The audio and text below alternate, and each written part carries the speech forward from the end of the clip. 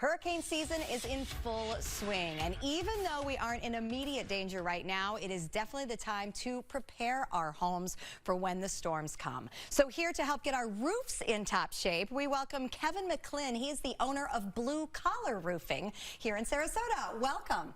Good morning. Thank you for having me. You're very happy to be here with us. Let's tell me about Blue Collar Roofing.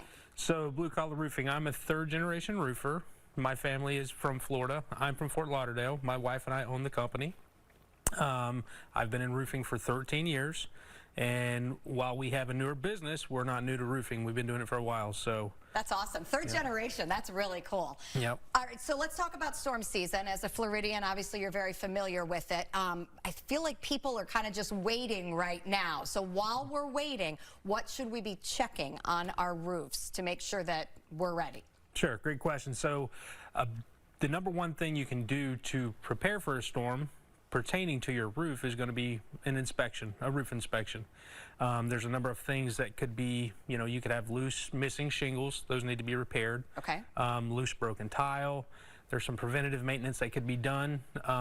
Whenever we get hurricane force winds, everything's exacerbated whenever the storm comes, right? So anything you can do to prevent any further damage, obviously you want to get taken care of. There's going to be some, if you have leaks in your roof that you don't know about, could possibly be an overhang. There could be some weak wood, possibly some rotted wood. That's going to be a weak point for whenever we get some strong winds. And ultimately, that's, being a weak point in the roof, it's going to lift up and it's going to open up a hole in the roof, and then it opens, it's like a domino effect. It's going to just tear a big section of the roof off. Sometimes you won't be able to tell that unless you have a roof inspection done, because it's not leaking inside the home. So it's always good to have that looked at. Okay, so you guys come up physically, get on the roof, and then obviously they know what they're looking for and testing different things. Yep, we'll go on the roof, do a detailed, do a detailed inspection. We'll also get in the attic, because sometimes you just don't know. Without getting in the attic, sometimes you just can't tell. We'll get in the attic, take pictures, give you documentation. We call it proof of roof. There's two words that the insurance companies like to use against you, and that's pre-existing, right? So if you don't have any kind of documentation prior to a storm, if we get a storm and they, you file a claim, they can say, oh, that was like that before the storm.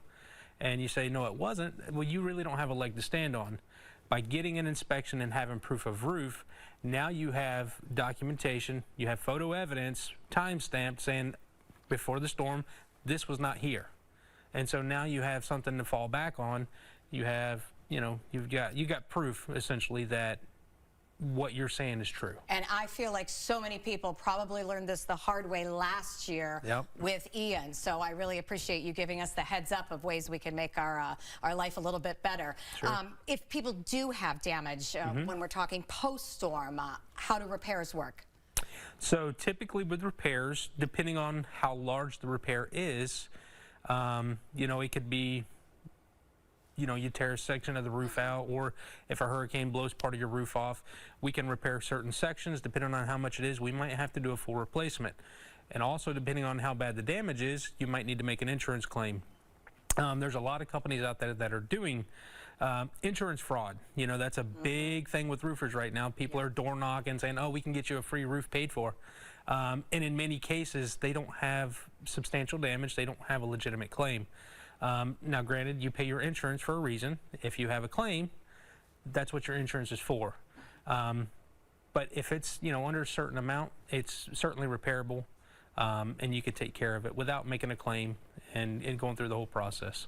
Okay, good. So as we get storm ready, you're encouraging people to do inspections and then roof replacements. Is that something as roofs age that you handle as well? Sure. So as roofs get older, they tend to get weaker. It's just like anything else.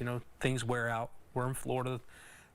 The two things that kill your roof the most is sun and ponding water. Well, most homes have sloped roofs. Now, people with flat roofs, if you have ponding water, that could prematurely make the roof fail. But